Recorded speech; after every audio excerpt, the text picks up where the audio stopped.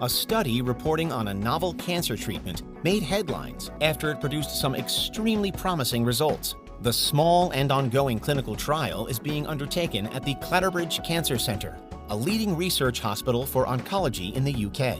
So far, 8 patients have been given an experimental vaccine produced by a French company called Transgene to target various head and neck cancers that appear in the mouth, throat, and nose, including some that can traditionally prove very difficult to treat.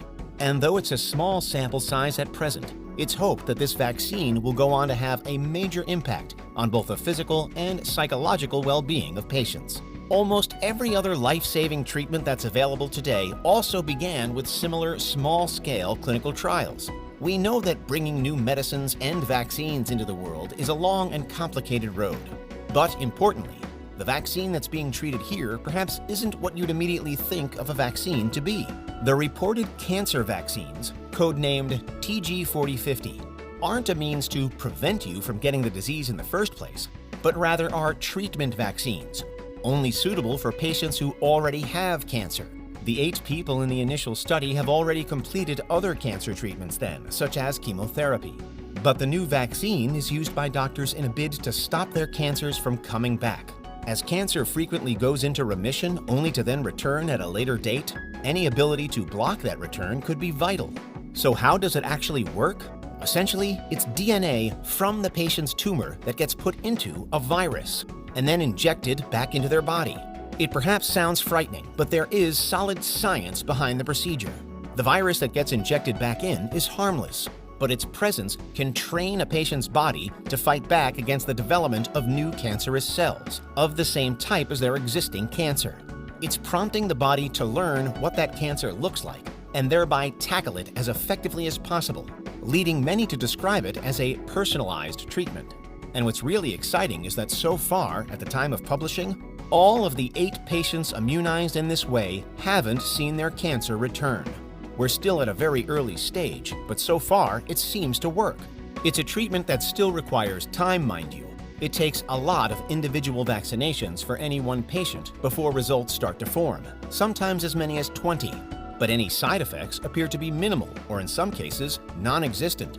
And the early studies suggest that treatment times are still quicker, and the process is certainly less invasive than many of the other cancer options, including difficult surgeries and, of course, radiotherapy. Understandably, the news is still being taken with caution by all involved and affected. It takes years of treatment to truly see whether any one cancer is in partial or full remission, so we still have a long way to go until the true efficacy of these vaccines is known. For now, though, we can at least say that the first results are promising enough that we're certainly going to see more and more follow-up studies in the coming years. This could turn into a development that really shapes cancer research in the future. But it's not as though it's come out of nowhere either. It's a potential breakthrough that's been built on past research and past successes. An interesting thing about TG4050, for example, is that it may not have happened, and certainly not so quickly, without the COVID-19 pandemic. The scientists working on the cancer vaccine are actually using the Oxford AstraZeneca COVID vaccine, one of the first developed to treat the virus, as a basis for TG4050. In general, without the massive and unprecedented investment in vaccinations, vaccine storage, and immunology that we saw throughout 2020 and 2021, treatments like this perhaps wouldn't be possible. And it's not just AstraZeneca that's being repurposed for cancer either. Both of the other most widely distributed COVID vaccines, from Pfizer-BioNTech and Moderna, are, according to reports, also inspiring early studies toward personalized cancer jabs. None of these vaccine treatments, however, are the first we've ever used for cancers. In fact, you may have already been vaccinated against cancer and thought nothing of it. The HPV vaccine, which protects against some human papillomaviruses, is primarily used with the view to prevent cervical cancer. For years, it's been a routine vaccination in many countries and is easily available in others. It also has a very high efficacy, offering as much as 90% protection. And although the HPV vaccine was initially predominantly only offered to young girls as a routine shot, it's now increasingly offered to people of all genders because it's been found that it can also prevent other problems, including anal cancer and the development of warts. Although most cancers aren't caused by viruses, another that often is liver cancer. which in some cases is linked to hepatitis B and C.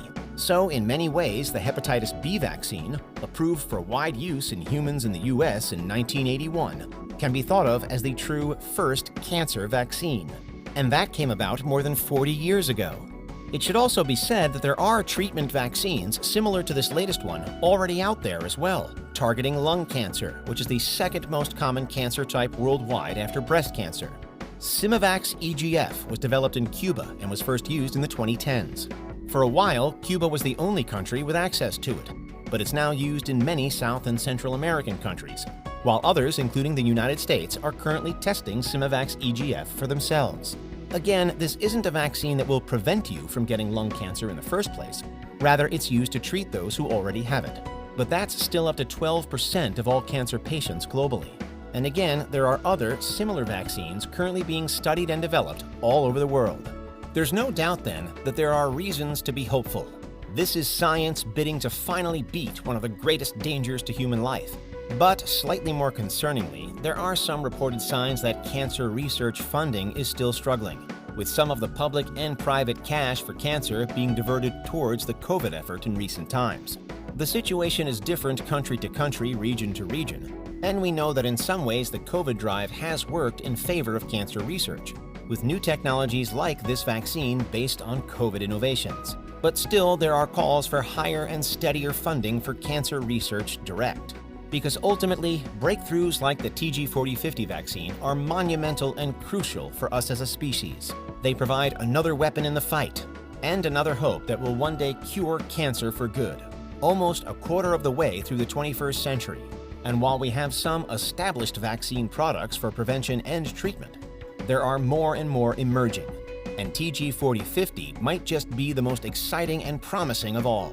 It offers custom-built treatment options for various cancers in place of past and current procedures which can't be so personalized patient to patient. It's hoped that oncologists will be able to approach every single case then with as specific and efficient a treatment as possible. There's likely nobody on Earth who hasn't had a personal experience with cancer in some way, whether that's because they've had it or because someone close to them has. It's a global issue and a worldwide challenge. But scientists are continually trying to turn the tide against it. And while this latest study doesn't yet rid us of cancer entirely, and although there's still a long way to go until that becomes possible, it would appear as though we have just made another significant step along the path. It will take time before we know the true long-term effectiveness of it, or before we can perhaps learn from it to tackle yet more variations of this disease.